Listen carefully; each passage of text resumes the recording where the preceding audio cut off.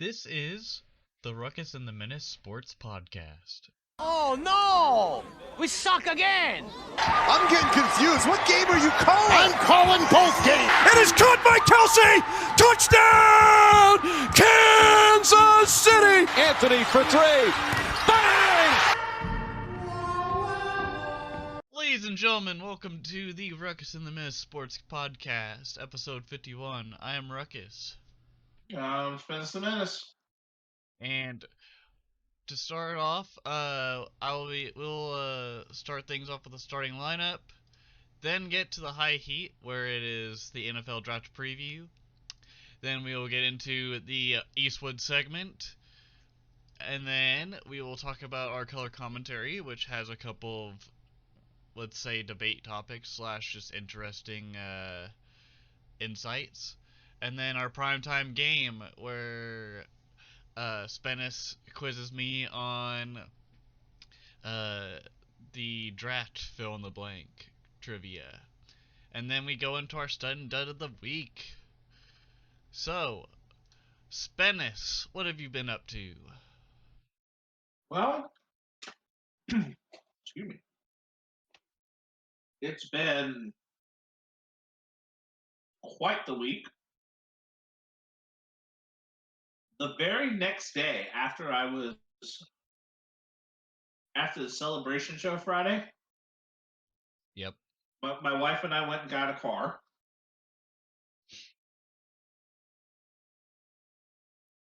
So she now has her vehicle.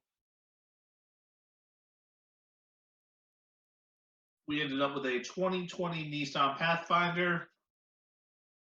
We just got the things to insure it, or just got the official announcement that it was going to be. They were running through the insurance today, but I will not need to make payments on the Pathfinder's portion of the insurance until next month. That's good. So there's some plus sides to it. Early adjustments to marriage, big decisions, MLB The Show and Pokemon Stadium as I can. Sounds good. As far as me, been playing a lot of MLB The Show. Got through most of the the main other programs. As far as the World Baseball Classic one, I'm still neglecting to do it because it's just like I don't really care that much about it. I'm down to the World Baseball Classic Conquest. That's it. I think I already finished that one. I'm not entirely sure. But I pretty much did all the conquests that I wanted to do. Yeah, I did a lot of grinding on that game. Like, my bomb squad consists of Ricky Henderson now, Byron Buxton, who else? Reggie Jackson, George Springer, and just a whole lot more players. I will be confirming up my God Squad here in just a second. I'll let you know who I have. Well, actually, I'm gonna do that same thing too. So, but anyways, besides that, I have been playing some Resident Evil 4 on PC. I been watching a lot of YouTube as well when it comes to news about possible free agents that hit, and got the news this week that the Chiefs have another quarterback that they're gonna put into the swing of things on the preseason in Blaine Gabbert, a former Mizzou Tiger. And then does not surprise me for a second that was something. Yeah.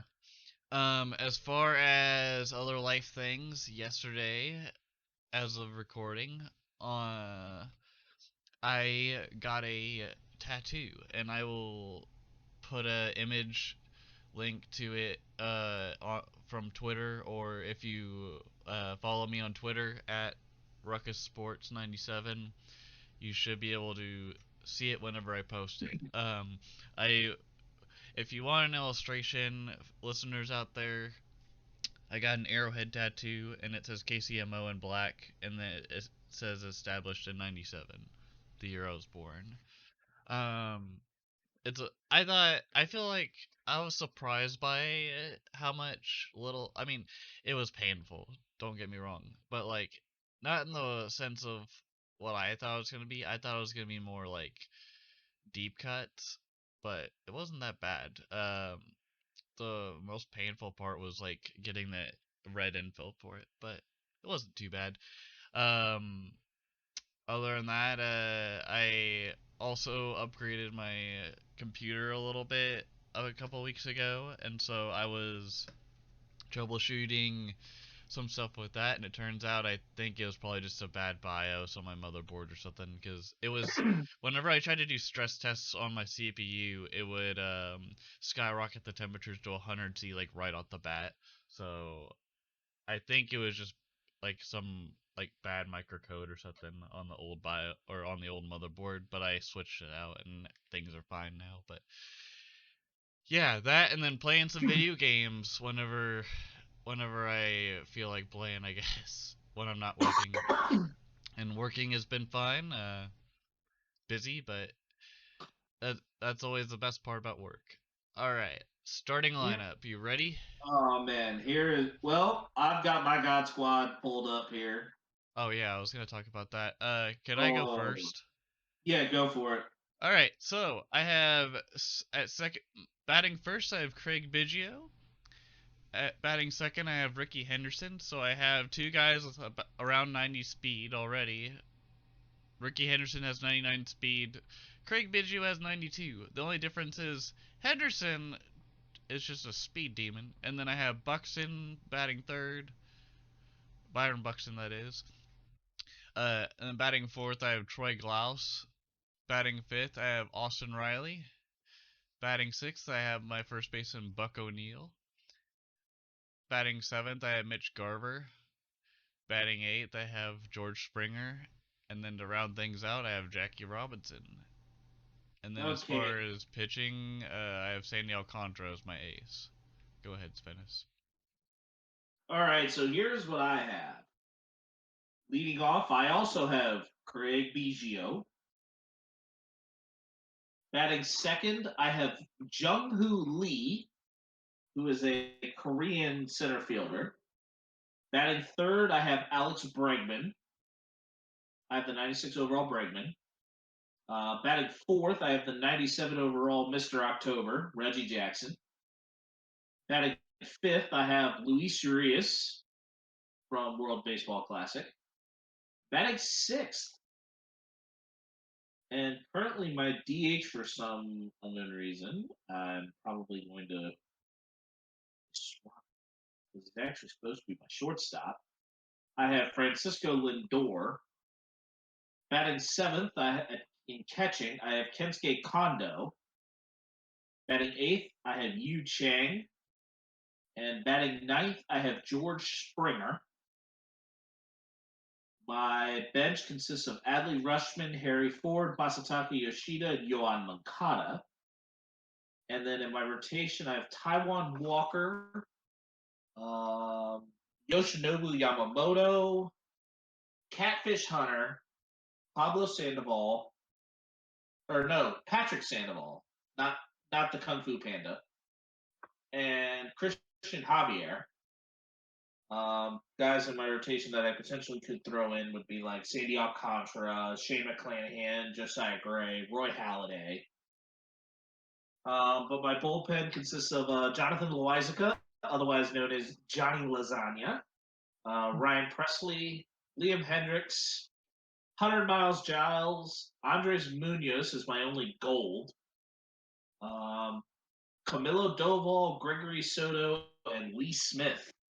Yeah, so that second charisma pack that had those notable players, I took Lee Smith as my second one because I needed bullpen. Alright. Yeah, yeah. So my regular my God squad is a 96 overall, and I have nearly completed the World Baseball Classic program. Yeah, I've been just straight up doing conquests and then doing the showdowns and whatnot, and then taking advantage of that egg hunt thing that you were telling me about. Because I was literally about to be like, I ain't doing that crap, and then you're like, actually, it's not that bad, and you were not wrong. It is not Yeah, that bad. because if you actually completed that egg hunt, you would have Reggie Jackson. Yeah, and that guy is decent for the most part. No, that Reggie for me rakes. He's not So, bad. I think I just need to get more used to hitting and stuff in this game. oh man, I'm not even completely used to hitting with it yet, but I can get guys to rake. That's the. I mean, I'm even getting guys that I wouldn't expect to have rake. Yeah. So, All right. but, Do you want me to start off the starting lineup for us as far as major leagues go? yep, yep, go ahead and kick off the starting lineup. All right. So I'm going to touch base on what's happening in the MLB currently. I will start with the standings currently for all MLB teams. So for the AL, we'll start with the AL East, and that is a very competitive division as most of the games back for these teams. You have Baltimore and Toronto both at 4.5 games back from each other. You have the Yankees and the Red Sox a little bit spread out. I mean, it's only about a game and a half, but still. And then Tampa Bay has been still hot as of late. Um, they're in first place in the AL East, but it's way closer than most of these other divisions so far. Um, in the AL Central, we have Minnesota in first place, as Cleveland is a game back from them. And then you have Detroit, which is 3 games back. And then you have the White Sox in fourth place. And then you have the Kansas City Royals in dead last. Not looking good there. For the AL West, you have the Texas Rangers, kind of surprising everyone when it comes to how they are reacting to their division that is also very competitive, because you have the Angels underneath them at second place, and then you have the Astros in third place, the Mariners in fourth place, and then the Oakland A's, more like the Oakland F's since they're in last place. And that is the AL, that is the American League standings currently. So the National League, the Atlanta Braves and the NL East are red hot. Some would say white hot, as they swept 2 series in a row.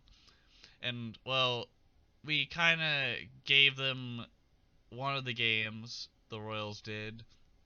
But some of those games are fairly neck and neck. But still, the Braves somehow managed to figure it out. And somehow meaning they just put a can of whoop ass on us. The Mets are a little bit behind by 2 games in second place. Then you have the Miami Marlins, 4 games back, doing all right. Philadelphia, the Fighting Phils, are 6 games back in fourth place. And then you have the Washington Nationals, 8.5 games. And then I'll get through these other two quickly. Milwaukee is leading the NL Central currently with the Cubs in second place. The Pittsburgh Pirates surprising a lot of people in third. Then you have the St. Louis Cardinals and the Cincinnati Reds. And then the last one, NL West. Who thought that the Arizona Diamondbacks would be in first place? I thought Um, they usually are dead last. I wouldn't say dead last. Normally, that's reserved for the Colorado Rockies. Well, in this chart, they are in dead last. But yeah, I did not see the Diamondbacks being first or maybe even second. But the Dodgers are still kind of showing signs of not being held back. I mean, yes, they lost a lot of key pieces in free agency this season with JT being gone. You lost Trey Turner. You lost Cody Bellinger, and you tried to swallow up those or you tried to fill in those potholes with David Peralta, Jason Hayward, and some other rookie guys that no one has really heard of that are boosting onto the scene. And then you have the Padres, which have been kind of since last year in the All-Star break. They've been doing okay. Bogarts has definitely seemed to be doing better than he was last season, I guess, with the Red Sox. That's at least how I see it. Not that he's been absolutely terrible, and not that he was absolutely Right. terrible in Boston, but I'm just saying he's producing. It seems like he's producing more in San Diego currently with this new contract, but maybe I don't know. I I also didn't really pay attention to the Red Sox all that much last season near the end, but yeah, the Giants are doing all right, and the Rockies not so good. Um, all right, Spennis, are you ready to talk about the playoffs and the for both all the? right. Yeah, I should be okay. I'm actually going to start with the NHL. I mean, we don't talk a lot about hockey, but I'm going to kind of roll through it now. In the Atlantic Division, the four teams that made it were the Boston Bruins, Florida Panthers, the Toronto Maple Leafs, and the Tampa Bay Lightning.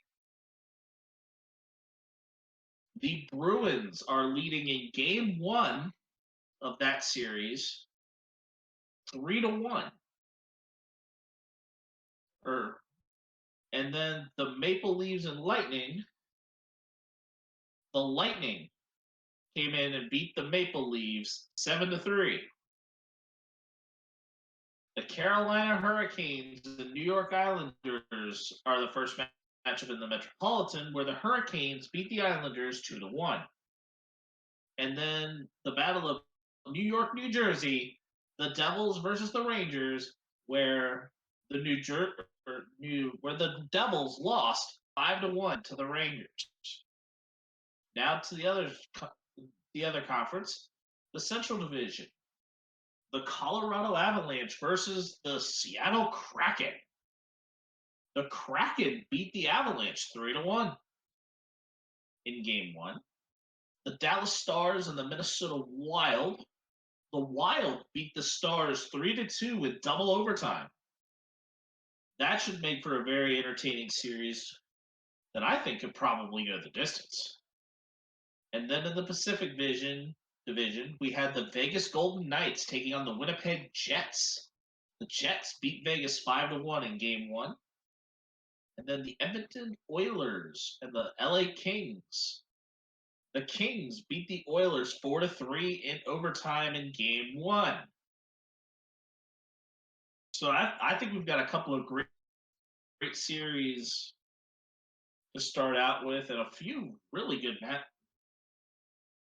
matchups. I mean, it's a bummer that it's interesting that teams like the Penguins and the Capitals both missed, but there's a lot of tough hockey. I wouldn't be surprised if the Panthers get swept by Boston, the Lightning hold up against the Maple Leafs, the Hurricanes beat the Islanders, and the Rangers somehow hold off the Devils. But this could be one of those things where a lot of these are going to go either way, and we will keep you up to date as one will continue. When next week, roughly around next week, we will have games 2, 3, and 4 kind of covered for most teams up to that point. But shifting to the one that we know a little bit more about and kind of have a lot more going on with. Yes, sir. Yes, sir. We have the NBA, where a couple of series have already taken shape and have played 2 games. First up right now, we have the Miami Heat and Milwaukee Bucks. Milwaukee is looking to equalize the series at 1. The Heat won by 13 won by 13 in game one, and Milwaukee is currently up 79-53 heading into the half. So Milwaukee has now finally started to show signs of life. And that also will begin with, looks like, I'm going to look at some of the box.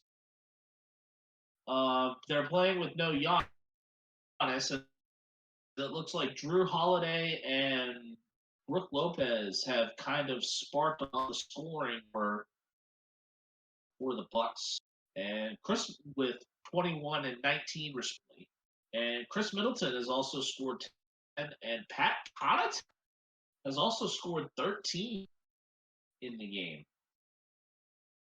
While for the Heat so far, Jimmy Butler and Bam Adebayo have been pacing them, combining for 27 of their 55 so far. And it is 81-55 going into the half. The Boston Celtics have been making quick work of the Atlanta Hawks. They are up 2-0 with the series getting ready to go to Atlanta on Friday, as the Celtics have won by 13 and 13 by 13 points in both games. The Philadelphia 76ers have also made quick work so far of the Brooklyn Nets, as the Sixers are up 2-0, with the series continuing in Brooklyn tomorrow. And the New York Knicks and Cleveland Cavaliers, which I think will be a very deep series, is tied at 1, with the series going to MSG, in this case, not the Sodium, Madison Square Garden. They might as well be 1-1, sodium. tied at 1. No, I think there's a couple of series here that are getting salty. Saltier than this one. Much saltier. Although Julius Randle went down hard late in game 2. Uh-oh, putting salt on the wound. I'm joking. Just keep going. That was terrible. That was terrible. Let's just pretend that didn't happen. Now, Keep going. on to the Western Conference. Though the Nuggets and Timberwolves will be tipping off here in just a few moments on TNT. The Nuggets currently lead the Minnesota Timberwolves 1-0, and they are playing game 2 as we are recording. The Memphis Grizzlies tonight officially tied up the series with the Lakers, winning 93 or 103-93.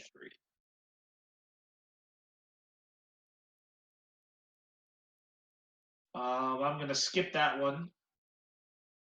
Skip that one too. Oh, no, that one's actually the next other series. The LA Clippers and Phoenix Suns are tied at 1 after Russ kind of had a beef with a fan outside the tunnel in game 1. The Suns came back in game 2 and beat the Clippers by 14. So this series is tied at 1 going to the Staples Center. And what's interesting is that both series, with the one with the Grizzlies and the one with the Clippers, both go back to Staples at the same time. But our main event of the playoffs so far, simply because of a lot of things happening, which the end result has been that the Sacramento Kings are leading the Golden State Warriors 2-0 in the series. And both games have been less than 10 points, and the Kings have lit the beam twice already. However, we will get into more situations involving a certain stomp and a certain Bay Area rapper later. All right, Ruckus. Now that kind of concludes the NBA playoffs so far. I'd say let's kind of change course here because we've got quite a few things from these segments in our Eastwood segment, the good, the bad, and the ugly. Sounds good. We'll work with that. We'll work with that here a little later. I think we'll also move color commentary up because of a lot of our other debates being involved with that as well. All right, here So comes the Eastwood segment. Whoa, whoa, whoa. Welcome. we have the good, the bad, and the ugly this week. Whoa, whoa, whoa, And Ruckus, whoa, I am going to pretty much whoa, say whoa, we've had whoa. good performances really in baseball where the Rays and Braves have both gotten off to very, very hot starts. Oh yeah. Whoa, whoa, whoa, whoa, whoa, whoa, whoa, whoa, whoa, whoa. And You're then now. How have we gone from the Wild Wild West with tumbleweed to now going whoa whoa whoa, whoa like we're dubstepping? you know, You it's just just part. went It's through part of the flow, my guy. It's part of the you flow. just you just went through about a 125-year flash forward in 5 seconds. You're welcome. Clint Eastwood would not be proud, but you know, it's. I hope he isn't too upset. He'll probably give me the stank eye, like he I'm does to sorry. everybody. I'm sorry. I just think the concept of a spaghetti western at this point, with you doing that, just sounded impossible. Eh, whoa, whoa, whoa. Happy now?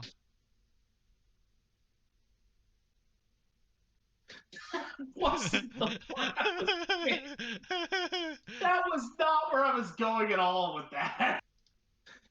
Yeah, Oh yeah. boy. Beggars can't be choosers. Oh, but I think there's also some. I mean, there's some very interesting things in baseball as a whole. I do think that we do. There is another thing I do want to kind of bring up here a little later that just happened earlier today, but we'll get to that here in another little piece. And kind of it goes in with the not so good, or Um, even the ugly, or even this might be an ugly. all right. So the injuries that have piled up. So I'll start with the MLB injuries. So O'Neal Cruz had started this off with a fractured left ankle. He's gonna miss some time. And His then fault. That is his fault because he got stuck between a point of whether to give himself up or slide, and the catcher was blocking the plate while having the ball and gave him the outside lane to slide, and he chose to go in. So that is on O'Neal Cruz. Sorry, I've seen debate on that already. oh, I wasn't gonna debate it. I was just gonna Oh, say what was happening. I just man, no, but man I'm broke his saying like ankle. yeah, but I was saying like broke his ankle on his. While Jimmy Buffett would say some people would think there was a woman to blame, but no, that was O'Neal Cruz's darn fault. um, Also, Stanton with his hammy issues, not really surprising. He doesn't always play 162 games, but when he does, it makes me wonder a little bit. And then Will Smith with concussion symptoms. He is not set to return till probably maybe the start of the weekend. On since I have him on my fantasy team, I have him on the IL, but it said on the updates for when he would come back, it would not be Thursday, which is the day that this episode comes out. So And he's so, currently with his auntie and his uncle in Bel Air. dude, dude, dude, dude. You know what's kind of ironic about that whole statement about concussion symptoms? Didn't Will Smith give the slap to Chris Rock? So does this It was mean that? Chris Rock. Yeah, it was indeed Chris Rock. Oh well. And then NBA injuries. We'll go right into that. So Tyler Hero breaks his hand. Um, against crap. It's the Bucks. I think it's the Yeah. Bucks. And I saw the footage of him trying to shoot on it, and I was like, "Dude, don't do it! Don't do it!" And then, Oh yeah, not with a hand being broken. Yeah, you've seen people kind of pitch on a broken leg, but no, shooting with a broken hand. No, you require your hand to shoot. that was Especially just hard to look now. at. Now the question is, was it his shooting hand that was broken? I can't really tell how to tell between broken hands like I would like a broken leg, because like with a broken leg it's pretty obvious it's like dislocated or something, but with the hand it just kind of looks like it looks like Woody whenever he's like has that really loose threaded arm in Toy Story, Yeah. and he's just like holding his arm. Like you can't tell whether that hand is broken or not. I mean, you can tell that guy is in tremendous pain, and he's like, "God damn, that hurts." No, but I'm talking which hand was broken. Was it the shooting hand or the non-shooting hand? Well, again, I couldn't. What I'm trying to say is I couldn't tell. Like usually you would have like a telltale sign, like if someone's hand or not even hand, like if like someone's arm or whatever was broken, and that's what I was trying to say is like I couldn't tell which hand was broken. I just could tell like he was kind of gazing at one, and then like I didn't see like the hand like look like off to the side or all jacked up or anything like that. Like it just looked like a goddamn hand. I don't know. I'm not a doctor. I never Oh, looked at a broken. Um. okay. It was his shooting hand, and he tried to take a three-pointer, and it wasn't really a broken hand. It was two broken fingers on his shooting hand. Oh well, that explains why it didn't look like the hand itself looked jacked up at all. Yeah, it was more so the fingers, but the problem is that with those two broken fingers on his shooting hand, that affects kind of a little bit of how his delivery kind of comes along, and it says about 4 to 6 weeks, which could be his playoff run. Man, that there goes his kryptonite. It's his fingers. Well, I He's a mean, hero that we wanted but can't have. but don't get me wrong, I mean, when you come out of this and you're the free throw percentage champion, I mean that's a sucky way to go down. Yeah, and Jack Harlow is very disappointed right now because of that. What's Jack? What's Because he Jack has a song Harlow about got to he do has with it? a song about Tyler Hero. Anyways, let's move Oh. on. Giannis has suffers back issues after a collision during I believe it was like a layup or maybe it was even a rebound. I just remember seeing him fall and then trying to attempt to get back into the game and then getting taken out of the game several times, and it was just not looking good. And the broadcasters the whole time were talking about how it was probably his tailbone or something because he was walking funny. Um, and then John Morant also with hand issues. I think that was like near the midway point It of the looks like game. it's a hand. It looks like a hand and wrist, and it might be an aggravation from. Looks like it might be an aggravation from something about a couple weeks ago, Hmm. because the X-rays were negative on a collision with Jay Crowder, but this may be like a further.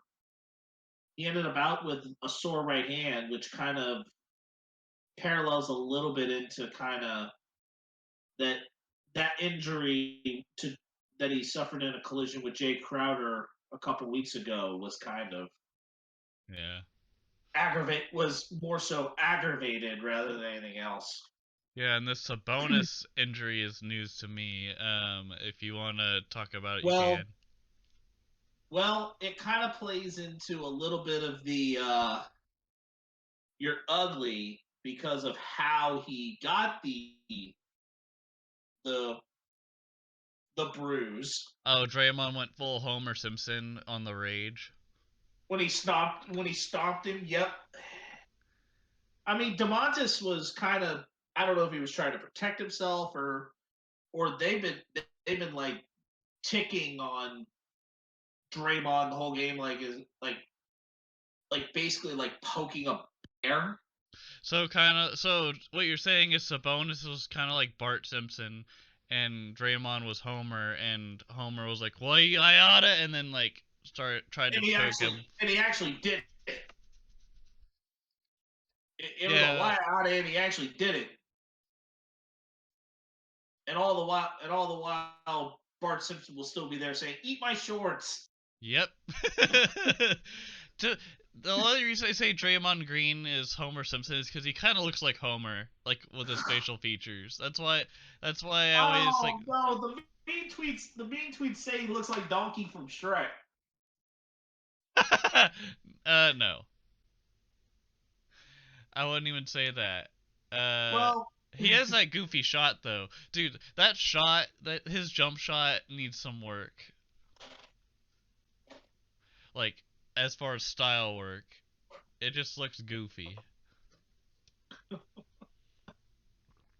yeah, but because of that, Domantas Sabonis was charged with a flagrant 1. Draymond Green was charged with a flagrant 2 and ejected. Draymond suspended for game 3, and it kind of goes hand in hand. Max Scherzer could be missing 10 games after being ejected after an umpire hand and glove inspection. This, Wow. this is some of the stupid because they went through because of the whole spider tack issue. Uh huh. This is kind of why they went with that. What with that? And Scherzer's like, Did they it's think just he had a did foreign they substance. Yep. but was it actually a foreign substance or was it just sweat mixed with the rosin or whatever? I mean, he got ejected for checks on a stinky substance. Scherzer said his hand was clumpy from the rosin and sweat, and then he was told by the umpire to wash it off, which he did. He did with rubbing alcohol in front of the MLB official. Was checked again at the start of the bottom of the 3rd inning. According to the umpire, his hand appeared clean, but the pocket of his glove was sticky, and he told Scherzer to use a new glove. Scherzer complied. And then the plate umpire, the crew chief, checked Scherzer again as he came out for the 4th inning. And after a heated discussion, Scherzer was tossed. Scherzer yelled, "It's rosin," at the umpires before his ejection and reluctantly went to the dugout.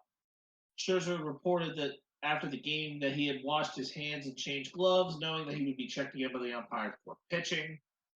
He also said that he had rosin in his glove, but he insisted that there was no intent to cheat.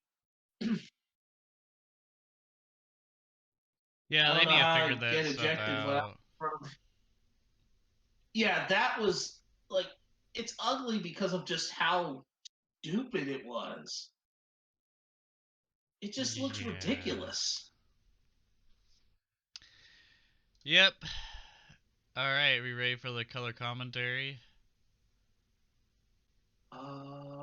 Yeah, we definitely can because the one of those things was not even the pitch clock and was not even the rosin. But let's go to baseball, All right. or do we So want to go to?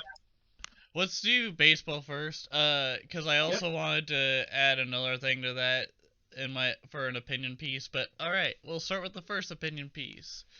So, uh, 4 MLB teams have agreed to extend the sales of alcohol to the bottom of the 8th inning, and at this rate, there might be more to come. But the most recent team that was added to it was my Kansas City Royals.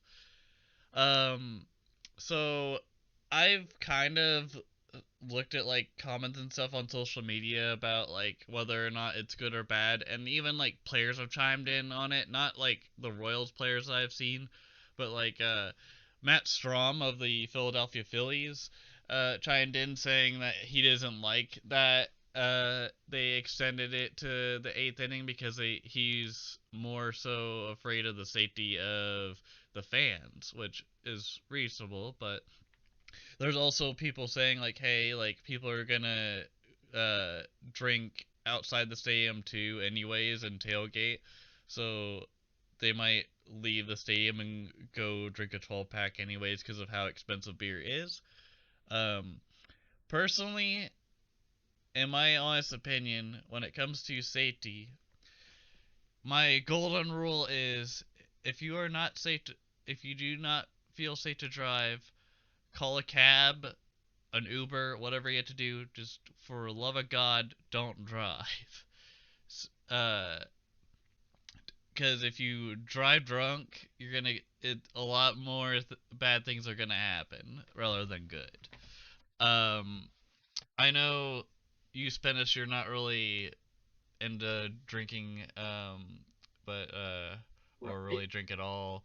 Um, but like yeah, so I don't know.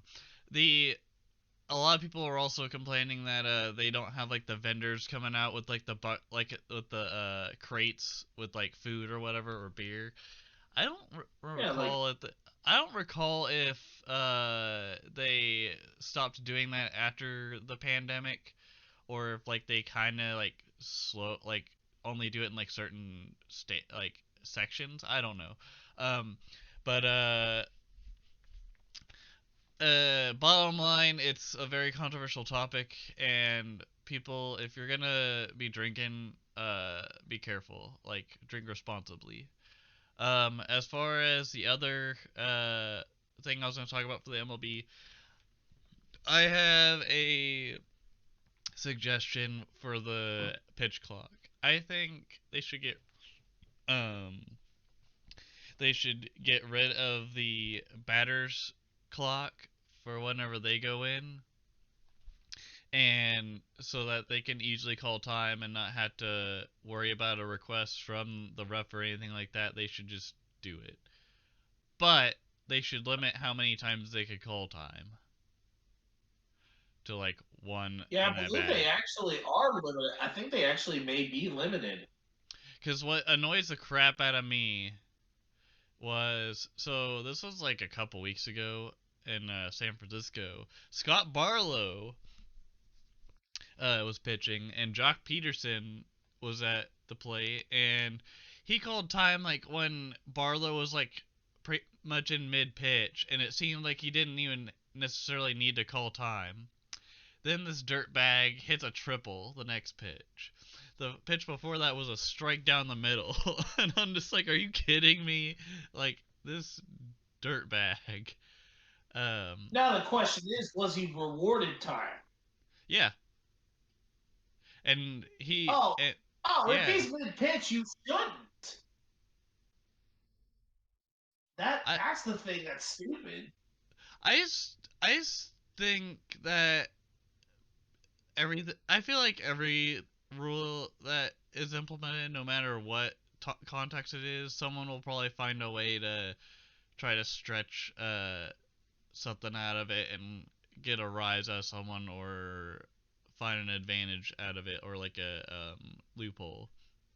But I just didn't like that instance of it. I also just think that the I feel like it's weird that if like a batter isn't in the batter's box, yes, in baseball normally you want to always be in the batter box at all times. You don't want to step out to uh hawk a loogie on the other side on your like batting area, or um adjust your gloves or take a quick swing or whatever that gobbledygook. But come on, man, like it feels weird whenever they're like, okay, you weren't in the batter's box and now you struck out and the game's over. I feel like that kind of is a buzzkill to me, at least whenever the batter gets out. But it could be interesting because it's like, okay, well, you have like this really big hitter at the plate. Like, let's say Otani, he decides, I'm going to take my sweet ass time to get back into the batter's box,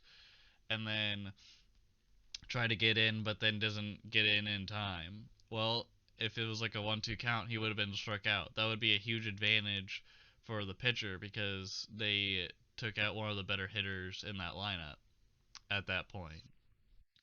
But I don't know. Part of me just feels like that hitter's clock is a little weird when it comes to that, but I don't know. I guess get in the damn box.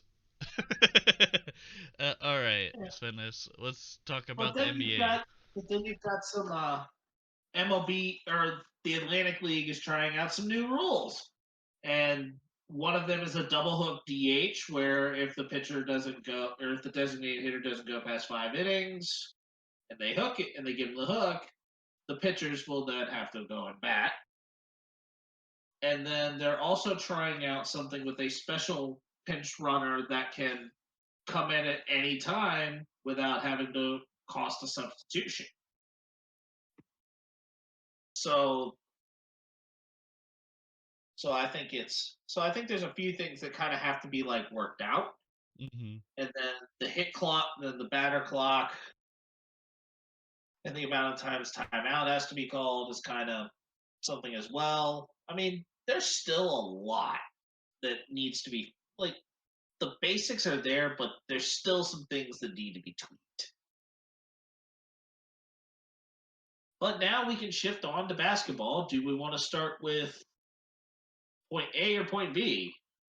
Well, let's do what you feel like doing, my dude.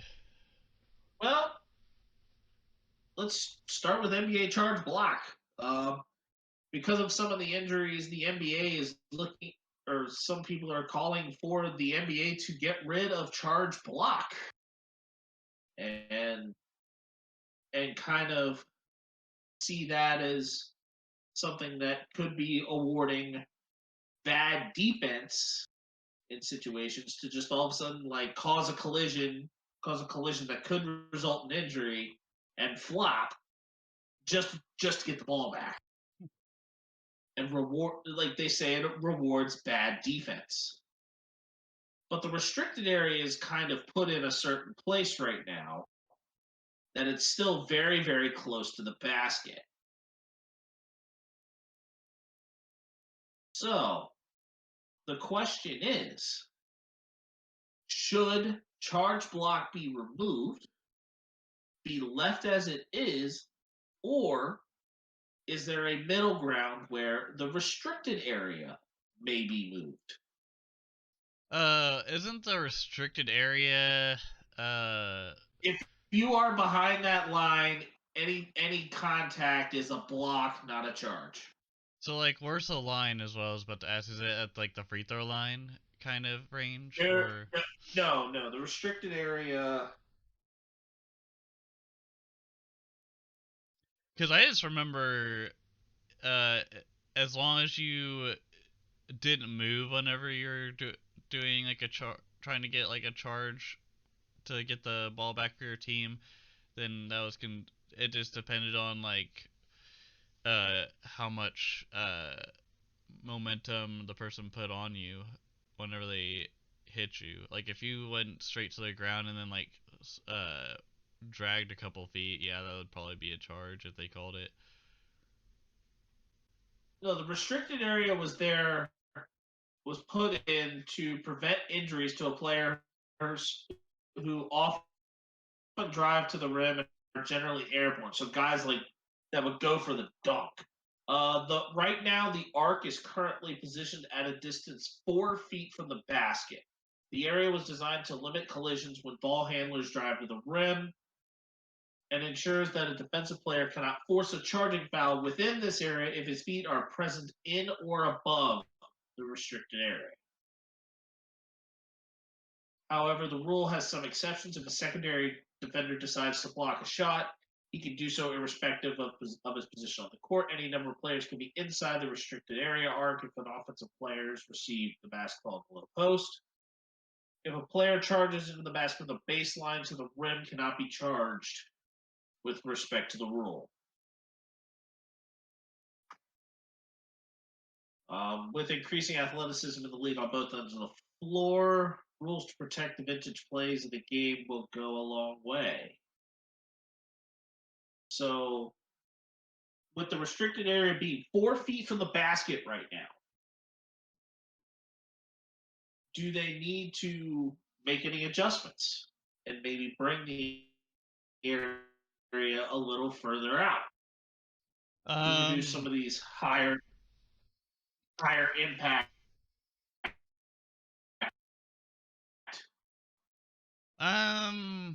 For the, I don't know Charging if injuries. I don't know if they need to like bring it out. I think instead of having a restricted area, they just need to play it how they do in like the Pee Wee stuff too. Like literally just have a charge be what a charge is, rather than have a restricted area. Wait, Because I right or so am I you're being saying no? What the restricted area does is that if a player is inside of this area and draws contact, it becomes a block, not a charge. oh okay. Yeah, that's why I was Yeah. confused. I was like, So wouldn't they just do like I don't know. If they so want so to extend basically the what that is. So basically, if a player is in front of that line, if he's behind that line or inside that space, it's more likely going to be a block. okay. But if that line, if he's inside or if he's outside of that line, which being in front of that spot, then yes, it's a yes. If you have right to the spot, it's a charge. So Okay. I think that them possibly moving it back about 2, maybe 3 feet. I would say 3 might be a little bit of an adjustment, but I would say at least 2 feet back, make it about 6 feet. Yeah, I Maybe mean that I don't think that expanding. hurts anything. It doesn't really hurt it. It doesn't really hurt anything. It just means that basically offensive players will have just a little bit more room to work with. Yeah. Um yeah, I don't see a problem with them trying to change that. Are they going to do that next season or are they going to try and experiment with it later They on? are. It's a consideration. It could be a consideration right now. It's just a matter of, oh, what is this a hot button issue? Enough of a hot button issue that it needs to be talked about. Yeah. Now hit it with that last one there, Ruckus. All right, so the next one we are talking about a mid-season tournament in the NBA, and this was reported on CBS Sports is where I found this information. So I'm just gonna get into it. The NBA is finally instituting a long-rumored mid-season tournament as part of its new collective bargaining agreement. But in all the years the idea was discussed, an exact structure was never publicly proposed. According to Yahoo's Ben Rohrbach, though the league has settled on a basic framework for the event, which could start as soon as next season, here's what we know so far. Alright, the league will be divided into 6 pools of 5 teams apiece. The pools will be composed of teams from the same conference, but that does not mean they will be based on divisions. On designated days during this first 6 weeks of the season, teams will play 4 group games. That means they will play each other in their pool once, with 2 games coming at home and 2 coming on the road. The winner of each 6 pools will advance to the single elimination stage along with 2 wildcard teams. The exact method of determining the wildcard teams has not been specified.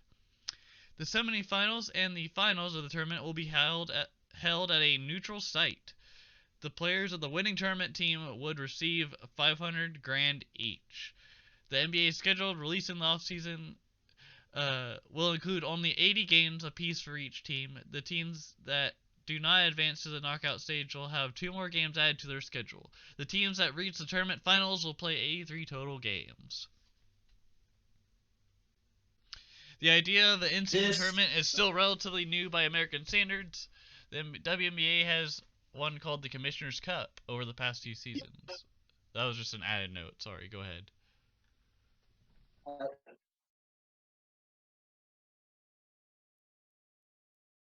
And then this article is also yep, I posted by saw that Sam there, Quinn and of this. CBS Sports, by the way, for quoting my source. Um, Yep. Okay, I'm down for seeing this tournament. However, the number of games still, even with this tournament, is still way too high. Yeah, I agree. I feel Make like the the season's just gonna be very extended, like for a long time. I feel like if they do yes, that, couldn't it like make it to where like the season there would be no or start to like a new season? Like, couldn't like the postseason still be like in October till October, and then they just go back into a new season like right like the next week after that? At that point, if they kept this, uh, or no, no. What this would be is that this mid-season tournament would be somewhere in like probably roughly around January or February. You have this tournament, then you go into the All-Star break, March, April,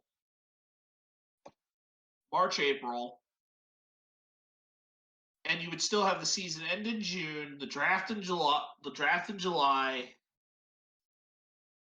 Then you have August and September to prepare for basketball in October. yeah, So basically what this is that it's kind of factoring in the middle of the season, which it's a little absurd, especially because you've got teams. This is kind of something that's going to be like pre-All-Star break. yeah. But still to have 80 games or even 83 games in a regular season for a team that ultimately wins this thing, it's still too many games. There's still back-to-backs. There's still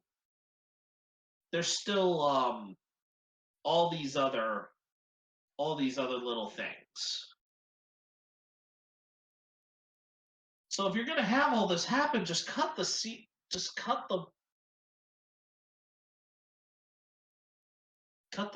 down by about 15 games. Make it maybe like a 60 game season with this. Would you You be already, upheld if I said that they should just cut it in half in general? Like just make it like about 45 or 40 games? um I think at that point that kind of cuts into the revenue. It cuts into revenue. But I'm saying like 60 to 65 is enough because these players aren't even playing 82 game seasons anymore. Right. Especially They're the not more playing every seasoned single ones. they're not playing any 82 game regular seasons anymore. So make the season shorter. If you're wanting to reduce all these back to backs and things like that and reduce all this load management, make the season shorter.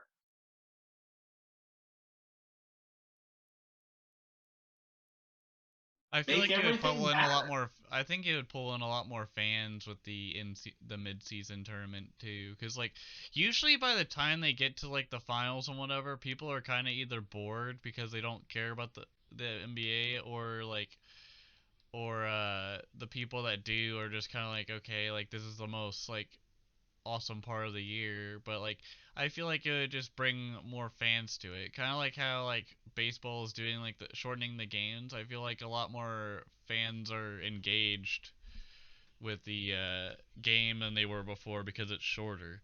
Like they're not just looking at their phones, or at like legitimately watching the game. I mean, there's probably some other people that probably don't care about the game and are looking on their phones anyways, but that's what at least the broadcasters say whenever I see a bunch of other different feeds where they're talking about Yeah. that kind of thing. But I think if you shorten the regular season and also have this mid-season tournament, I mean, yeah, is there a little bit of revenue that could be brought in? Yeah. Mhm. Does it come with some risks? Yeah. But is it the worst thing in the world to have the season shortened further than what they already have in place to kind of prevent these back-to-backs that the players have been worried about? Yeah, I mean, the NBA is the most player-friendly league out of the three major ones that we speak on. So it's like listen to the players, and maybe try and see kind of what the trends of the players are doing, and maybe actually make this a shorter season. Make the season a little shorter. Make it so that either your season ends earlier, or if you kind of want to go into June with the NBA Finals, space things out a little more. Yeah, I agree. But that's all for the color commentary at this point, and we go to the high heat, All and right. we are doing the NFL draft in two. We're shaking this down in 2 rounds, as Bobby Flay would say. And the first one, we are doing individual, or not individual team needs, but team needs based on position. And next week, we get to talk a little bit more about some of the prospects. And we start with teams that you feel are needing, that we feel are needing a quarterback. All right, for quarterback, we have the Texans, the Colts, I do. This is an easy. That's an easy one. That's an easy one, especially with them kind of being somewhere in the top couple of picks. and then we have the Panthers and Packers. All Now, right. who are some teams that you may also feel that some people will say that they think they need a quarterback, but probably they don't. What do you think about the Cowboys? I feel like that's a very bad spit take there because they have Dak, but like also he's not always 100% all the time. They have re-signed Cooper Rush, so Cooper Rush is still there. Oh, so they If rushed on that one. um, Cooper Rush was actually when the Cowboys were good. So I mean, Yeah. there is something that says depth at quarterback could be necessary, but I don't see I don't see the Cowboys getting it.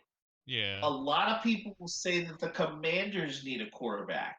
I say hold your horses because you've got a quarterback that you're looking to try and prove. Let's see if you're the guy. And then if that goes left, you have probably one of the most serviceable backups in the league in Jacoby Brissett. Mhm. We saw that last year So with the barring a major, Browns. so barring a major collapse from both of those, Washington should be fine and can afford to wait if we need to grab a quarterback.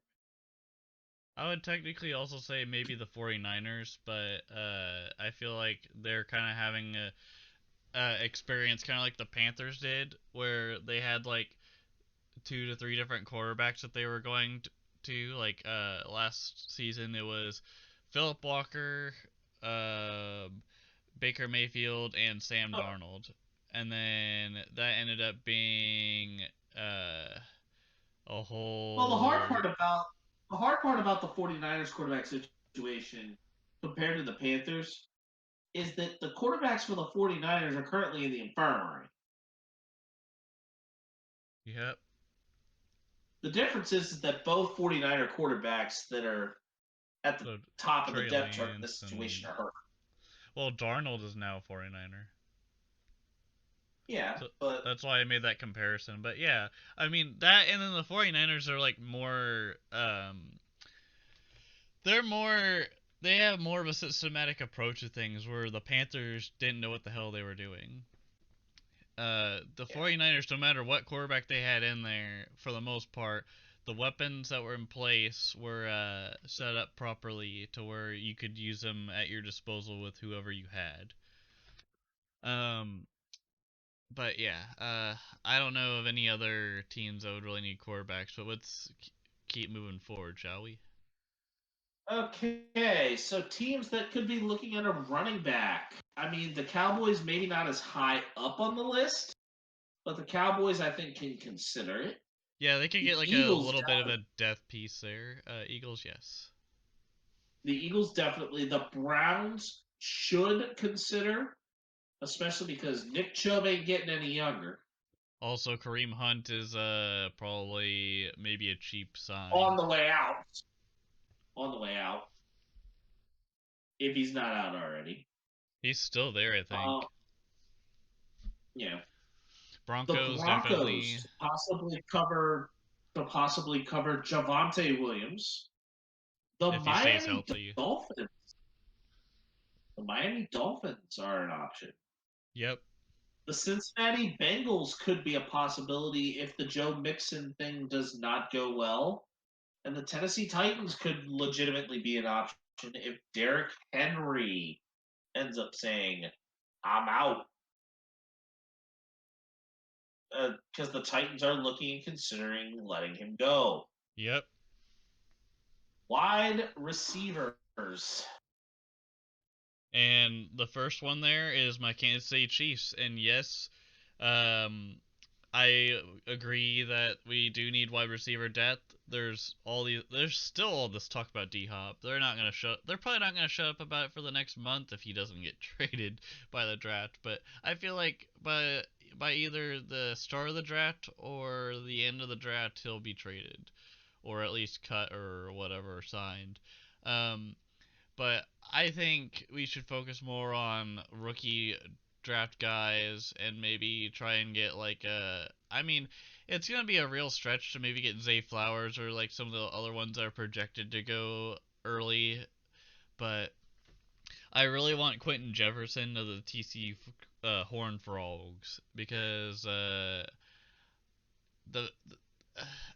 there's a lot of ups. It seems like there's a lot of upside with that man. And I mean, we do have a little bit of depth. We have MVS, we've got Sky Moore, we've got Kadarius You have Tony, Richie James, but you they're have not the really right huge. pieces. Yeah, they're not hugely proven, but they still can get the job done. As far as the Bills, uh, I feel like it's more of like depth to fill in case Stephon Diggs leaves or gets traded. But also There just also is Gabe Davis as well and his true, yeah. ability to pan out. And then the Giants, they definitely need to stock up. They only have Darius Slayton and uh what is his name? Because Kenny Galladay's gone. I think it was Darius Slayton and someone else. Pascal maybe. Is it still Sterling Shepard? I think they still actually. I think now that you mentioned, I think he's still on their team. Um, but yeah, the Giants I think also just got. the Chargers may be in the mix for one too. We'll see. But yeah, the Giants also now have Darren Waller, so that's a big plus. The Yeah. Texans for wide receiver. Brandon I think Cooks is no more, so for they some do reason not I have a had the number Titans one. on the mind because I was about to say Trey Burks, but he's on the Titans. Texans, yeah, they need some help there, and that whole thing is a saga in itself. The Panthers, yes, they definitely need it. Even though they just signed DJ Chark and Thielen, they still need another piece uh, to like help with They need that. a true number one.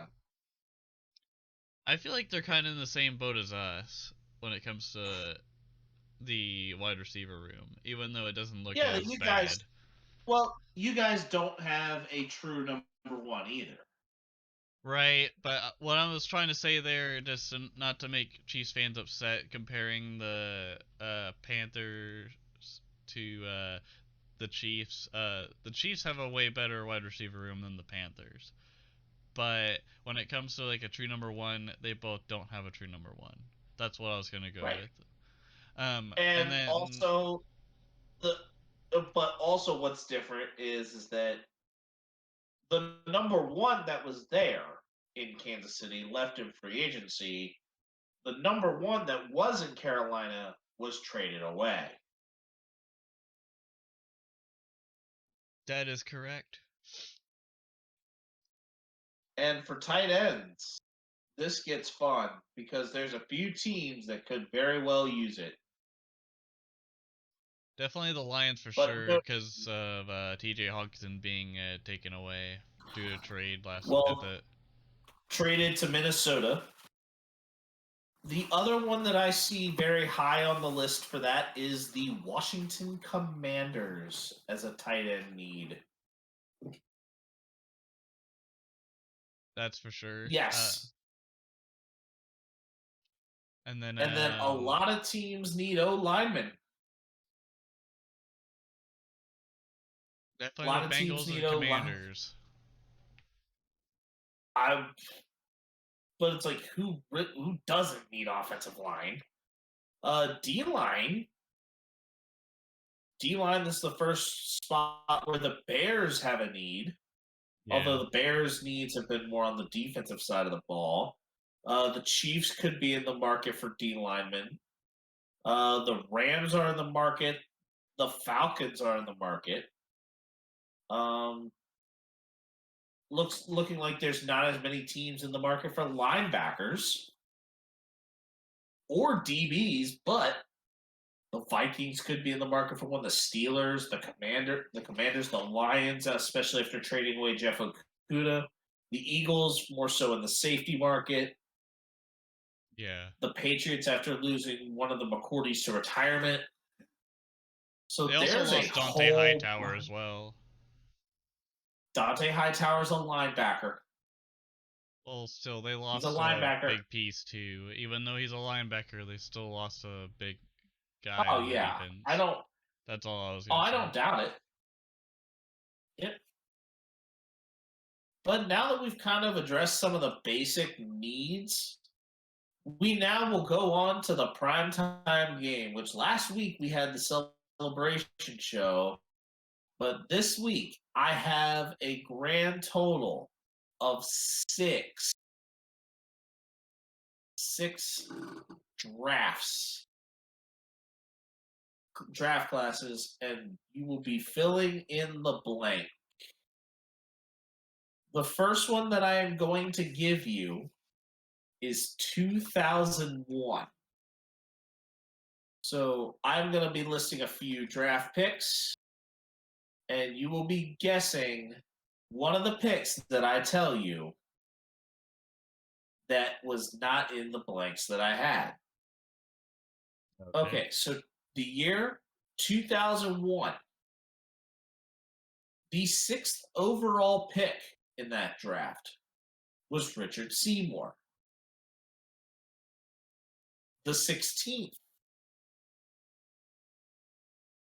overall pick is your blank, and the 23rd overall pick, or actually no, the 16th overall pick is Santana Moss. The 23rd overall pick is Deuce McAllister. The blank, who was drafted 30th overall, going to the Indianapolis Colts in 2001. I feel like I'm gonna butcher this heavily, but who's Dwight Freeney? Incorrect. The correct answer in this case was actually wide receiver, and he was the receiver on the other side of the offense. Reggie Wayne for the Colts. Reggie Wayne was a 2001 draft pick, drafted 30th. 2 picks later, Drew Brees. The pick after Wayne was Todd Heap. 5 picks after Reggie Wayne was Algie Crumpler. And the 36th overall pick, Chad Ochocinco Johnson. TJ Houshmandzadeh was drafted later in the was drafted later in that draft. The second year The year is 2003. The first overall pick was Carson Palmer. The 10th overall pick was T. Sizzle. The 16th overall pick was Troy Polamalu. Who did the Houston Texans draft 3rd overall? And who did? And I'll do a second one from this one here a little later. So the 3rd overall pick in the 2003 NBA or NFL draft. For the 2003 NFL draft, number 3 pick. It is the Houston Texans who selected. Okay. Can I get a hint on whether it was offense or defense or no? It was another wide receiver from the U. Oh crap.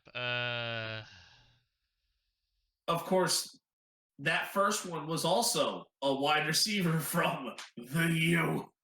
And the U is Miami, Florida. The Miami Hurricanes. Okay.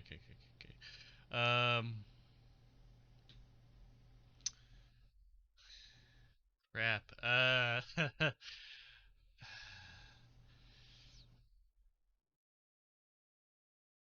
He is best known for the team that he was drafted to, which actually was the Houston Texans. And he was a wide receiver.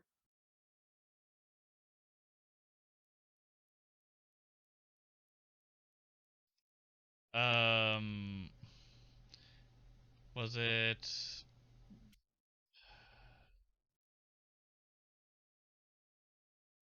God, why can't I think of his name? Was it? Because it wasn't Chad Johnson. It was. Nope, because Chad Johnson was a 2001 pick. Uh.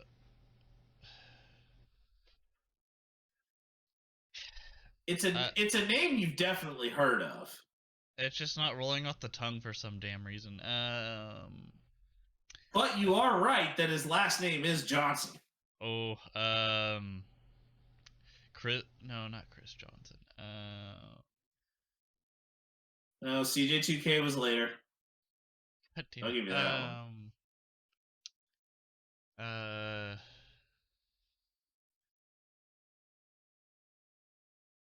Is it Chandler Johnson or am I completely off? It's Andre Johnson. Ah.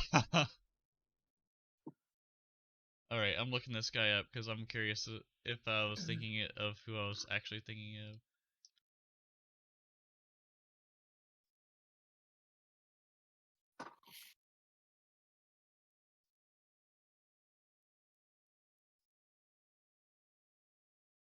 Yeah, that's who I was thinking of. That's for sure. Yeah. But number 7, the number 7 draft pick in this draft was Byron Leftwich. The number 24 overall draft pick in that class was Dallas Clark. Who did the Chiefs draft at 27?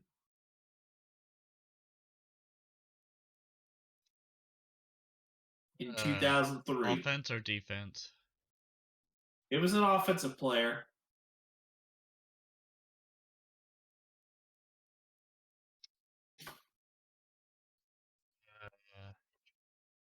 And also shares the name of an NBA player.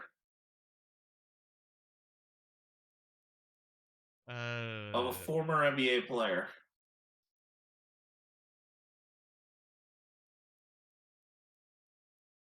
You're probably not going to get it. It's Larry Johnson. Yeah. So guilty as charged. I was curious about it, but yeah, I'm just gonna take it on the chin. Yep. Okay. The next one I'm gonna give you, 2006. Okay. All right. The third overall pick in that draft was Vince Young.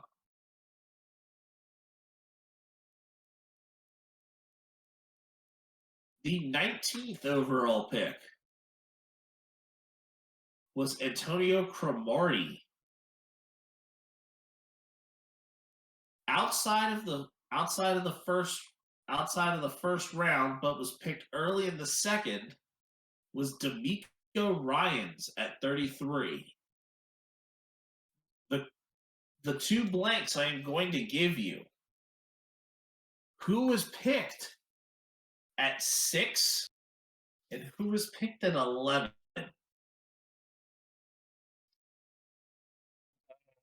In the 2006 NFL draft. Who were the teams? Both of them are often. Okay. At the 6th overall pick, and they went with a tight end for Maryland, was the San Francisco 49ers.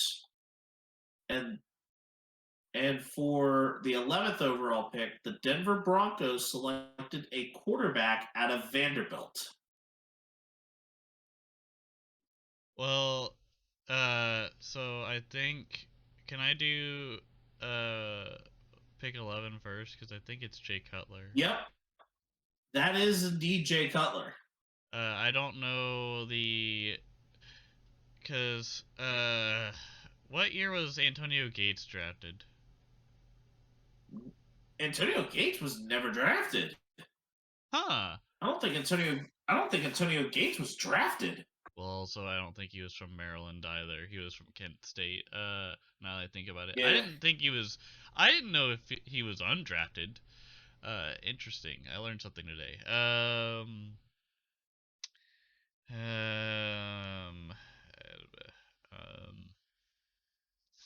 Yeah, Antonio Gates was not drafted, but was 2003. Okay. Undrafted. So 3 years off. Okay. Not bad.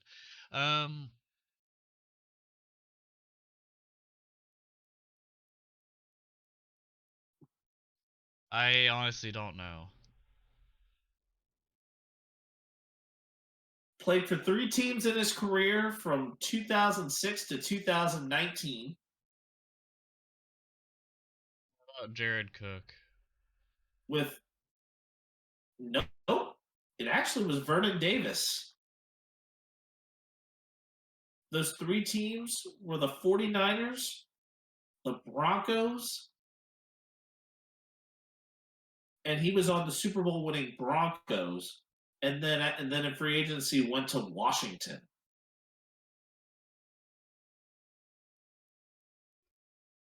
His brother was Vontae Davis, who played for Miami, Indianapolis, and Buffalo.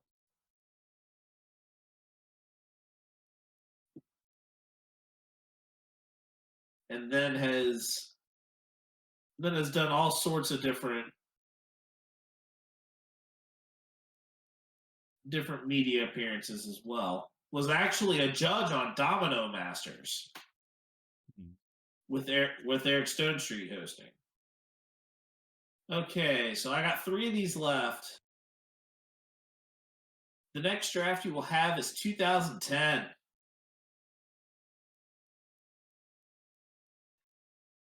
The second overall pick in that draft was Ndamukong Suh.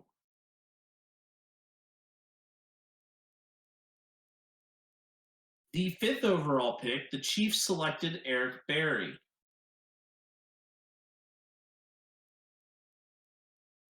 Who did the Broncos select at 25 in the 2010 NFL draft?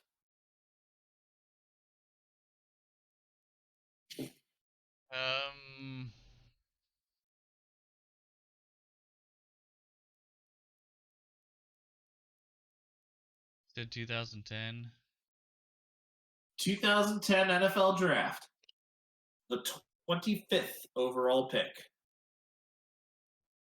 Demaryius Thomas? No. Demaryius Thomas was selected by the Broncos but Demaryius Thomas was selected 3 picks earlier at 22. I thought we were talking. Were we talking Broncos or? You have the correct team. Okay. You have a correct player, but Demaryius Thomas was picked 3 picks before. You got the 22nd overall pick. I said the 25th. Oh.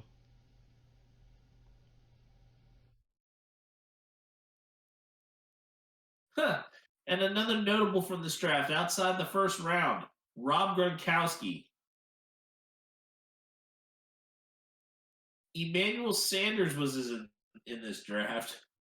Jimmy Graham was in this draft. And Cam Chancellor was in this draft.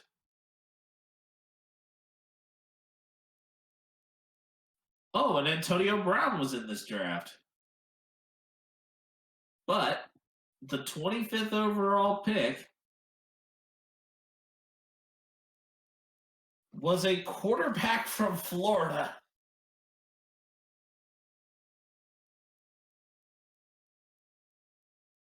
Oh, am I? Oh, I'm still going. Crap. Yeah, you're still going. You're still going because you haven't even guessed this. Quarterback from Miami, correct? Or No, Florida, as in Florida Gators. And what year was this? This is the 2010 NFL Draft. Tim Tebow. It was Tim Tebow. Yep. Or as Pat McAfee calls him, Tim Tebow. Yep. The 2012 NFL Draft. This is a very notable draft.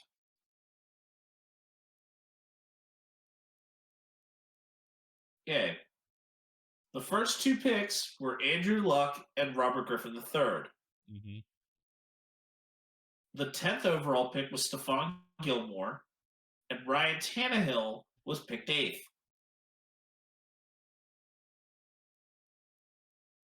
The question is,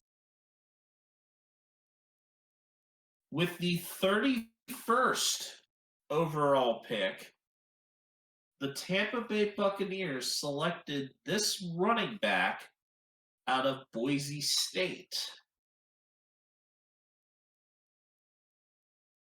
who has a very rodent-like nickname.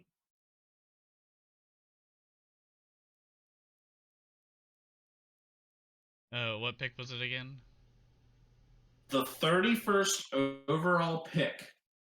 The Tampa Bay Buccaneers selected this running back from Boise State who has a rodent-like nickname.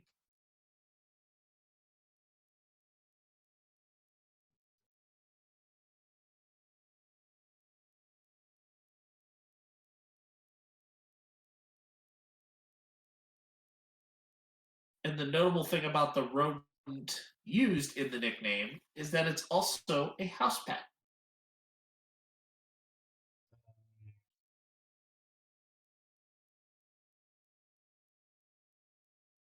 Of 2012, so I don't know if I should say it, but Leonard Fournette or no? No, it was not Lenny. It was the muscle hamster, Doug Martin. Oh, I wouldn't have gotten that. Oh, how would you not have gotten that? Because I never heard of the dude. Wait, you had never heard of Doug Martin? No, surprisingly not. I mean, I didn't know that the Buccaneers drafted a running back in round 31 of the 2012 draft. I knew that the guys at the beginning got drafted, but I did not pay attention to that later on. Oh wow! So the but that 2012 NFL draft also had Russell Wilson,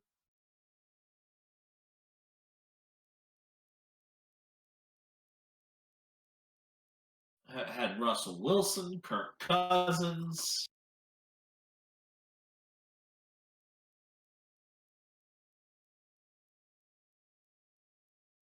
but Doug Martin indeed was his nickname was the Muscle Hamster. All right, and the last one, the 2020 or the 2014 NFL Draft.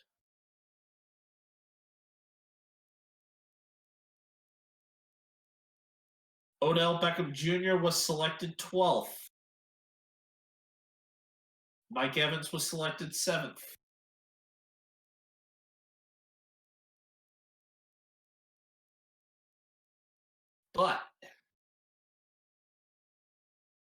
But out of those two receivers, there was one receiver that was picked over them.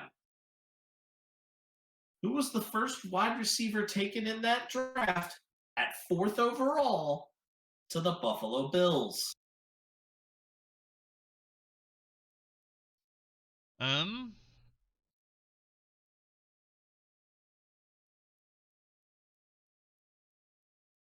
Fourth overall, Buffalo Bills, 2014.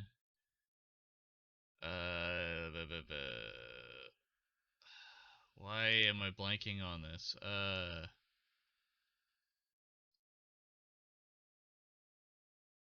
Gabe Davis.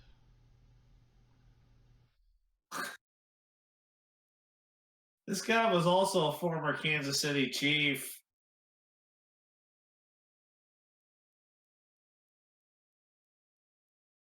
Oh, And Sammy let alone Watkins. it was Sammy Watkins. Sammy Watkins was picked before Mike Evans and Odell Beckham Jr.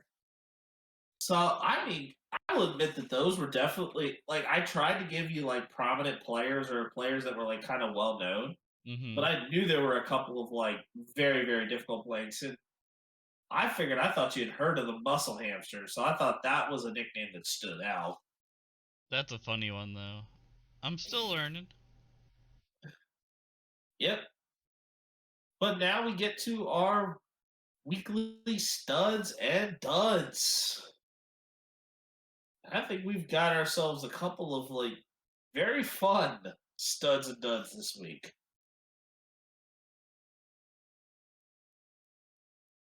I'll let Ruckus go first. All right. So for crap, I didn't put a stud, but I'm gonna put my oral mention for a stud, and that'll be my stud for this week. So when it comes to mental health, I'm a big proponent of it. So when it comes to teams doing a good thing, here's what happened. So, the Los Angeles Dodgers re signed Andrew Tolles. He was cut and then brought back to use the team health plan for his mental health and to also get treatment for it. He suffers from schizophrenia and bipolar disorder. And I think it was good on the Dodgers to shed a light on something that not a lot of like teams or companies would really uh, shine a light on when it comes to mental illness, and I think it's a good thing that the Dodgers did that, and they're known for like really taking care of their players. So I was very happy to see that even though he got cut and is not like playing on the team, he is on the he is technically in air quotes uh on the payroll, just not playing, so that he could get on the mental health plan, which is good. I like that about it. Um, as far as my dud, I had my own team, the Kansas City Royals, because they got hit with 12 with 2 games back to back with 12 run. They got hit with 12 earned runs, both in last night's game and today's game, back to back against the first place Rangers, and got swept to back. Man, that's a tongue twister because they got swept by the Braves before they got swept by the Rangers, and they were both at home. Something's got to give with these Royals. It's getting boring to watch. All right, Spinnis. All right. My stud this week is Jaron Jackson Jr. He became the second youngest player behind Dwight Howard to win the NBA's Defensive Player of the Year award, joining Howard, Kawhi Leonard, and Alvin Robertson as the only 23-year-olds to win the honor. No honorable mention, but my dud this week goes to the Sacramento Kings for causing a misunderstanding on an issue that resulted in telling Bay rapper E40 when to go, get out of the arena during Game 1 in their series with the Warriors. Yes, I did just pull an E40 tell me when to go reference. As the Kings told E40 when to go, but they misunderstood the situation, and E40 shouldn't have been ejected.